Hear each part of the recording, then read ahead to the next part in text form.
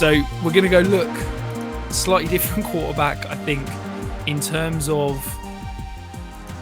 intangibles, in terms of reading the game, in terms of all that side of things. I've got basically no concerns. We're talking about Bryce Young, 5-star recruit coming out of Alabama. They've listed him 6'1", 194. I'll be honest, if he's 5'9", I'd be shocked. If he's 180, I think I'd be shocked. I'd throw him probably around the 5'7", 5'8", maybe 170, something like that.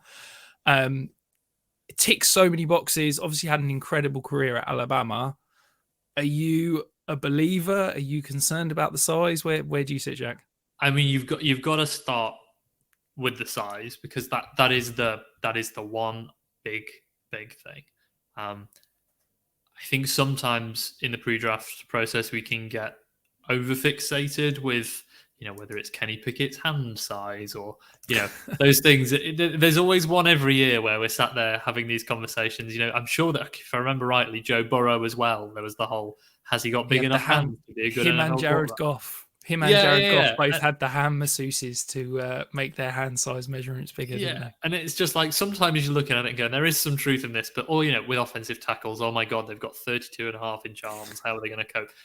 But there is a point where you are that significant of an outlier that you have to really think about it. So, yeah, like you say, listed at 6', 194.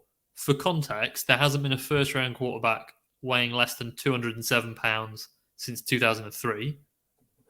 I think since 1999, there's only been one quarterback that weighs less than 194 pounds. And I think that was some guy out of Georgia Tech in like 2000. I don't even know who he was. So, like, this is rare size, and that's listed size. And like you say, I don't know. I feel like he weighs 194 pounds, like dripping wet. I'm not sure he weighs that. That wasn't his playing weight. I've heard people saying that he was playing more in the 180s. Now, he might get up to that. I think the combine is going to be huge for him and bigger for him than any other quarterback. What does he weigh? But also, what does he measure in at height-wise? Again, listed at 6 foot, he's not 6 foot. Like I said with Addison, if you're 6 foot, your college will list you at 6'1" or 6'2". He'll probably be in the kind of 5'10". I think I'd go with 5'10". Which I've seen a picture of him stood next to Kyler, and Kyler's definitely taller than him, and it's like, I think Kyler's about 5'8". It's like, yeah. There's the one of De'Aaron King as well, where he's standing with him, and I'm sure De'Aaron King came in at like 5'7" or something. It's like all these pictures are doing the rounds, and like it is going to be a concern. If he's shorter than 5'10", then I'm like, panic button is being pressed, like really being pressed. If he's 5'10", I'm okay with that. We've seen guys who are 5'10" function okay. The big question and the big reason that height matters for quarterbacks is seeing the middle of the field. You'll often see it's true of Kyler, it's true of Russell Wilson. They don't like throwing over the middle of the field. If you see their heat maps, it's all just kind of go balls down the sideline or kind of perimeter passes. I don't think that was an issue with Young. He was actually pretty good over the middle of the field. So I'm not as worried about the height. The worry with the size comes down to durability. And he hasn't had injury issues at Alabama, but we've seen it with mobile quarterbacks in the NFL. And certainly there's never been anybody at his weight, certainly not in the modern era, that have been able to kind of stay healthy. So that would be my worry. But I don't want to just sound like I'm, being a downer on Bryce Young. If he was 6'2" and 225, he'd be unanimous number one overall pick, and I don't think there'd be any doubt about it.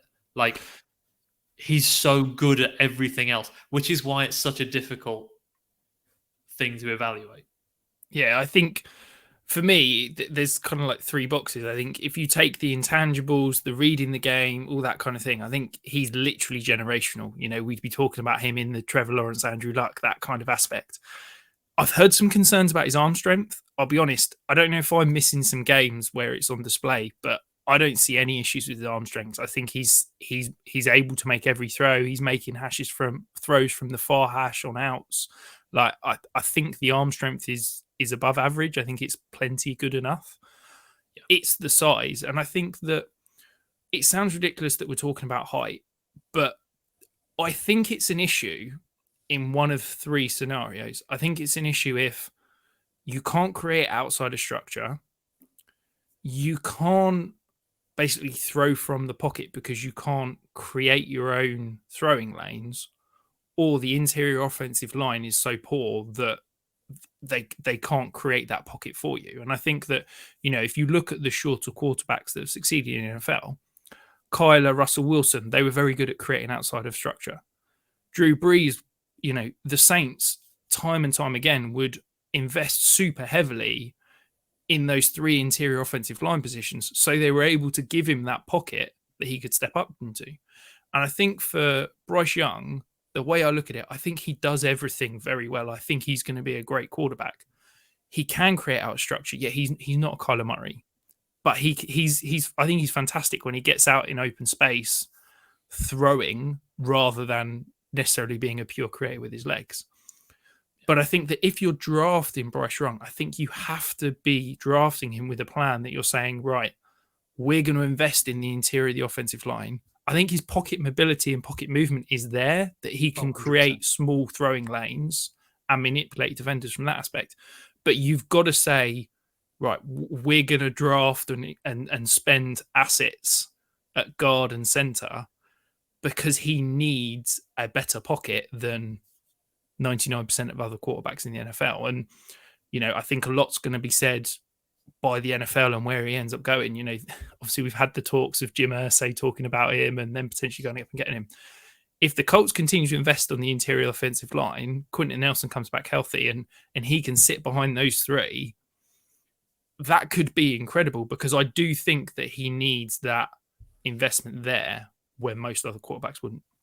Yeah, I think you hit the nail on the head. I think his pocket presence, I don't know if, I think sometimes it gets underrated. I think when we talk about quarterbacks, we can lose track of it by talking about arm strength and, athleticism.